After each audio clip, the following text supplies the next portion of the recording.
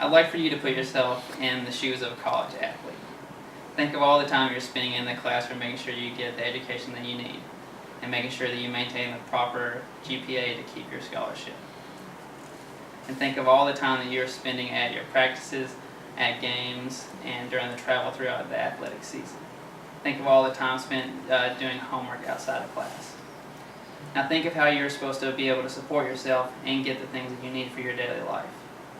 With all the time dedicated to your academics and athletics, this would be nearly impossible for you to get a part-time job, which other students may be able to get.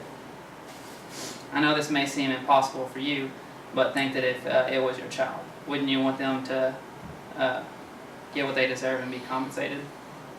College athletes are at a disadvantage while attending university and deserve to be compensated for the revenue that they're responsible for. Today I'm going to talk to you about the disadvantages of the college athlete, why they should be paid, and what we can do to ensure that they are compensated.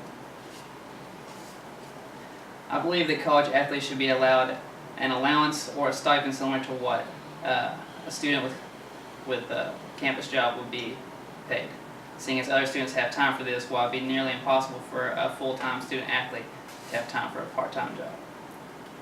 According to Forbes.com, the typical Division I college football player spends 43.3 hours per week in his sport. That's 3.3 more hours than the typical work week.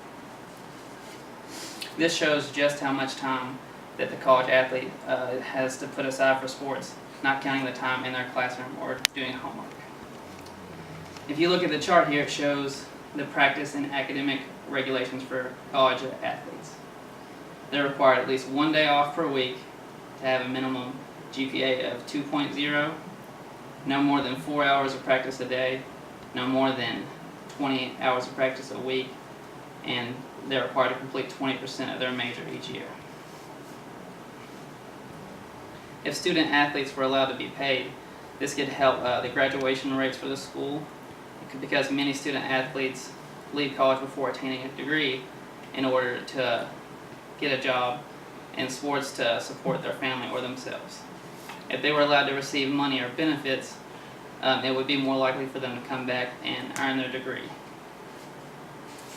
Now I'd like to talk to you about how much money college athletes are responsible for making for their colleges. During the NCAA tournament, also known as March Madness, CBS paid $800 million just to broadcast the tournament games. According to Alan Sanderson, a senior lecturer in economics at the University of Chicago, he says, "Look at March Madness. Most of the guys are black, they're coming from inner city neighborhoods, in many cases broken families with modest incomes. And CBS is going to pay the NCAA $800 million just to broadcast the games. And the people responsible for playing in the games are getting none of it. We should be ashamed of ourselves." Now I'm going to show you the average career length of the professional athlete. If you look at the picture here, it shows that the average career for major American sports is 3.5 years for the NFL, 4.8 years for the NBA, 5.6 years for baseball, and 5.5 years for the NHL. This is an average of 4.85 years. Depending on how much money the athlete makes in those 4.85 years, it would most likely not be enough to support them for the rest of their lives. If college athletes were paid and the student decided to come back and get their degree, it would make it easier for them to get a job once their sports career is over. Now I'm going to talk to you about how some universities view their students as employees.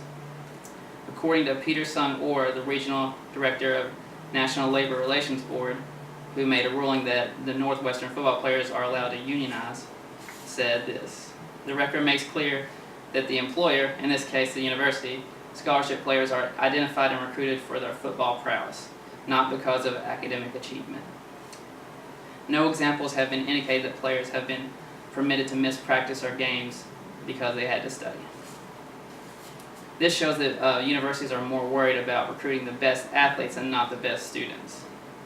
And arguments that it is unethical for student athletes to be paid could be countered with the argument that it's unethical for universities to recruit students just based on their athletic talents. If the university is allowed to view the student as an employee, the student should be allowed to view the university as an employer. And if college athletes are allowed to be paid for their services to the universities and are able to stay in school, it would mutually benefit all parties. It would raise the graduation rate for the universities, and it would help the students earn their degrees and make sure that everyone is treated fairly, because it is unfair for the universities to make so much money off these students while they make nothing. Now that I've talked to you about how college athletes are treated unfairly, the amount of money they're responsible for, and making for the universities and the NCAA, and why they should be compensated, I'm going to talk to you about how we can solve this problem. So I urge you to take matters into your own hands. Write a letter to Mark Emmert, the president of the NCAA. Write a letter to the university presidents, and write letters to your congressman. These are just a couple ways that you would be able to make a difference and make sure that this problem is solved.